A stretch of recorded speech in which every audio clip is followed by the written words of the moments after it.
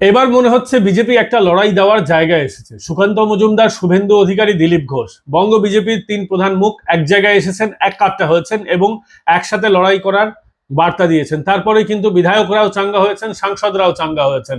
এবার মনে হচ্ছে মমতা বন্দ্যোপাধ্যায়ের বিরুদ্ধে তারা লড়তে প্রস্তুত। এতদিন আলাদা আলাদা লড়ার ফলে পশ্চিমবঙ্গের বিজেপির যা ক্ষতি হয়েছে এটা কিন্তু তারা বুঝতে পেরেছে। লোকসভা আসন 18 থেকে কমে 12 হয়ে গেছে, সরকারে তারা আসতে পারেনি 21-এ। এবার তারা চাইছেন মমতা বন্দ্যোপাধ্যায়ের মাটিতে টক্কর দিতে, ভবানীপুরের মাটিতে টক্কর দিতে। অনেকেই বলতেই পারবেন যে শুভেন্দু অধিকারী বলেছিলেন ভবানীপুরে মমতাকে হারাবেন, তারপর তিনি দাঁড়াননি কেন?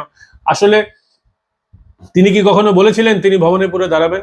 তিনি বলেছিলেন ভবানীপুরে মমতা বন্দ্যোপাধ্যায়কে হারাবেন, সরকারকে পরাজিত করবেন। শুভেন্দু অধিকারী নিজের গড় ছেড়ে এখানে আসবেন কেন? মমতা বন্দ্যোপাধ্যায় যেই ভুলটা নন্দীগ্রামে করেছেন, শুভেন্দুকে কি বোকা পেয়েছেন, সেই ভুলটাই তিনি করবেন। মমতা বন্দ্যোপাধ্যায়কে ভবানীপুরে কিভাবে হারানো সম্ভব সেটা তিনি জানেন এবং তিনি সেটা করে দেখাবেন বলে বলেছেন। তবে মমতা বন্দ্যোপাধ্যায় হারবেন, তার সরকার পরাজিত হবে কিনা সেটা কিন্তু সময় বলে দেবে। কিন্তু শুভেন্দু অধিকারীকে যারা আপনারা গবেট মনে করেন, তারা কিন্তু মূর্খের বেহেস্তে বাস করেন। ভালো থাকবেন, সুস্থ থাকবেন। এই সংক্রান্ত ভিডিওর লিঙ্ক আমি নিচে দিয়ে দিচ্ছি, দেখতেই পারেন সম্পূর্ণ ভিডিও।